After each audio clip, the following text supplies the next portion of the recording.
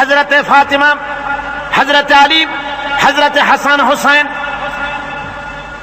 রিদওয়ানুল্লাহি তাআলা আলাইহিম আজমাইন আহলে বাইতদেরকে ডেকে আল্লাহর হাবিব বললেন, ওগো আমার কলিজার টুকরা মেয়ে মা ফাতেমা, ও আলী, ও হাসান হোসেন, এই মাত্র কোরআনে কারীমের আয়াত নাজিল হলো।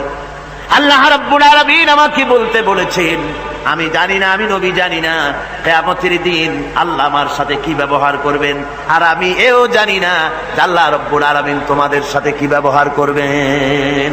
সুতরাং ও ফাতেমা, মুহাম্মদ সাল্লাল্লাহু আলাইহি ওয়াসাল্লামের মেয়ে হিসেবে নাজাতের কোনো ফয়সালা তোমার হবে না। ও হাসান হোসেন, মুহাম্মদ সাল্লাল্লাহু আলাইহি ওয়াসাল্লামের নাতি হিসেবে তোমাদের ফয়সালা হবে না।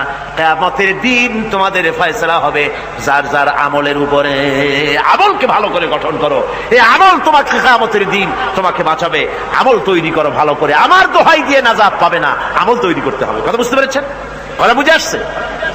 আমার বন্ধুগণ, হযরতে ফাতিমা রাদিয়াল্লাহু তাআলা আনহা ইন্তেকালের আগে, মরজে মওত যখন হলো, ইন্তেকালের আগে তিনি হযরত আলীকে, তার স্বামীকে ডেকে বলেন, প্রাণের স্বামী, আমার মওত যখন হয়ে যাবে বেশি লোককে খবর দিবেন না, অল্প লোকদেরকে জানায় আমার জানাজার ব্যবস্থা তাড়াতাড়ি করে ফোন করে আমাকে দিবেন। গভীর রাত্রে হযরত ফাতিমা রাদিয়াল্লাহু তাআলা আনহা ইন্তেকাল করলেন। কিছু সংখ্যক সাহাবীদের কাছে খবর দিয়া অল্প সময়ের ভিতরে জানাজার ব্যবস্থা করা হলো। হযরতে আবু যর গিফারী রাদিয়াল্লাহু তাআলা আনহু কবরের ভিতরে নেমে গেলেন। কবরের ভিতরে নেমে গিয়া হযরতে আবু যর বলেন, রে কবর, তোর ভিতরে আজকে কাকে রাখবো, তুই কি তা জানিস নাকি? কোনো জবাব আসে না। হযরতে আবু যর বলেন, কবর রে, তোর ভিতরে আজকে যাকে রাখবো তিনি হতেছেন হযরত ইমাম হাসান হোসেনের মা, বেহেশতের সমস্ত জওয়ানদের সরদার হবেন যারা, সেই দুইজনের মা তোর ভিতরে রাখবো, খবরদার বেয়াদবি করবি না। কোন জবাব না পেয়ে হযরতে আবু যর বলেন, ওগো কবরের মাটি, তোর ভিতরে কাকে রাখবো কি জানিস? আসাদুল্লাহিল গালিব, দুনিয়ার সমস্ত কাফেরদের বিরুদ্ধে আল্লাহ রাব্বুল আলামিন যাকে বাঘ বানিয়ে পাঠালেন, সেই হযরতে আলী, তার স্ত্রী রেখে যাব, খবরদার বেয়াদবি করবি না। কোনো জবাব আসে না।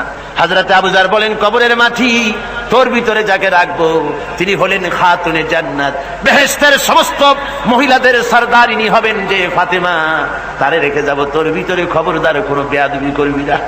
আবার হযরতে আবু যর বলেন, কবরের মাটি, তোর ভিতরে কারে রাখবো কি জানিস? তোর ভিতরে আজকে যাকে রেখে যেতেছি তিনি হলেন আখেরি জামানার পয়গম্বর, বিশ্বনবী জনাবে মুহাম্মদ রাসূলুল্লাহ সাল্লাল্লাহু আলাইহি ওয়াসাল্লামের কলিজার টুকরা মা ফাতেমাকে তোর ভিতরে রাখবো, খবরদার কবরের মাটি বেয়াদবি করবি না। কিতাবে এসেছে, হযরতে আবু যর গিফারী শুনতে পেলেন,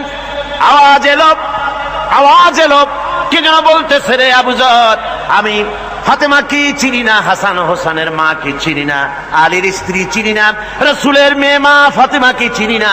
আমল যদি ভালো হয় আমার ভিতরে, আমল ভালো নিয়ে যে আসবে শান্তিতে থাকবে, আর আমল যদি খারাপ হয় আমার ভিতরে, তার অবস্থা চূড়ান্ত হয়ে যাবে।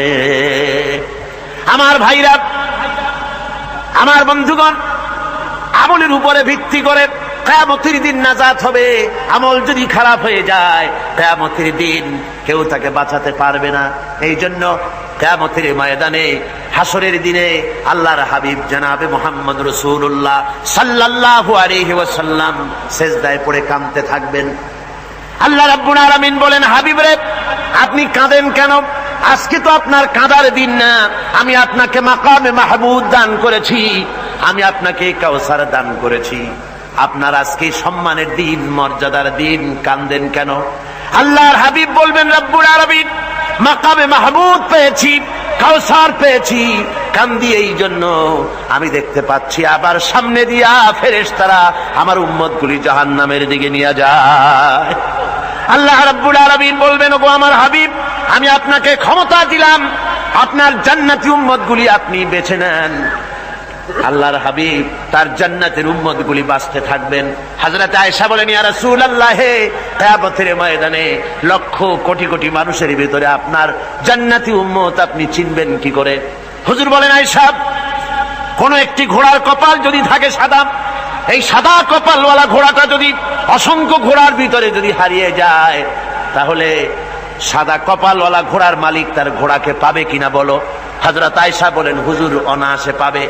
আল্লাহ রাব্বুল আলামিনের হাবিব বলেন, আয়েশা রে, কিয়ামতের ময়দানে আমার যেই উম্মতেরা নামাজি ছিল, দিনদার ছিল, পরেজগার ছিল, দুনিয়ার বুকে ঈমান নিয়ে যারা চলাফেরা করেছে, আমার দিন কায়েমের আল্লাহর দিনের জন্য যারা কাজ করেছে, ওদের চেহারা নূর চমকাতে থাকবে, ঈমানের নূর কিয়ামতের দিন চমকাতে থাকবে। সেই ঈমানের নূর দেখে দেখে আমি আমার জান্নাতি উম্মতগুলি আমি বেছে নেব। হযরত ফাতিমা রাদিয়াল্লাহু তাআলা আনহাকে রাসূলুল্লাহ সাল্লাল্লাহু আলাইহি ওয়াসাল্লাম অত্যন্ত ভালোবাসতেন, মহব্বত করতেন তার স্ত্রীদেরকেও। তার স্ত্রীরাও রাসূল করিম সাল্লাল্লাহু আলাইহি ওয়াসাল্লামকে ভালোবাসতেন প্রাণ উজাড় করে দিয়ে। নবীজি বলেছেন, কন্যার পিতাদেরকে গালি দিও না। অনেকে টিটকারি করে, বারবার মেয়ে হয় ছেলে একটাও হয় না, সেই জন্য টিটকারি বটকারি করে।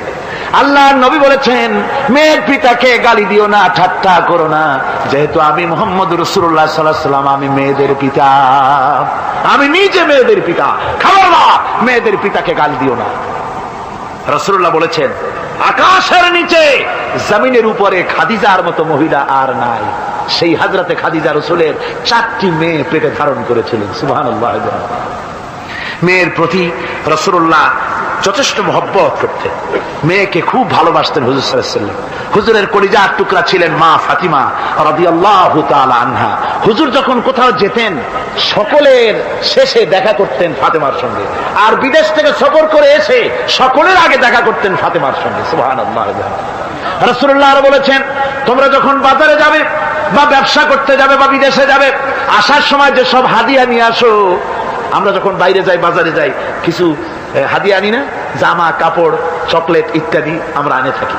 রাসূলুল্লাহ বলেছেন, হাদিয়াগুলি তোমরা যারা বিদেশে যাও, বাজারে যাও, হাদিয়া আনবে, আর এনে ঘরের মধ্যে ঢুকে তা শুরু করবে মেয়েকে দিয়ে। প্রথমে দেবে মেয়েকে।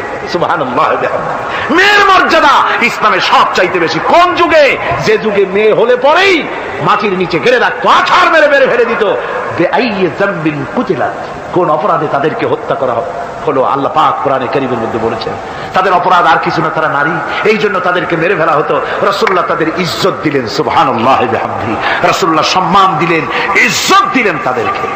কন্যা হিসাবে নারীর এই মর্যাদা। ফাতেমাকে রাসূল এত ভালোবাসতেন, ইন্তেকালের সময় হযরত ফাতেমা কাঁদতে কাঁদতে বেহুশ হয়ে যাওয়ার উপক্রম হয়ে গেছে।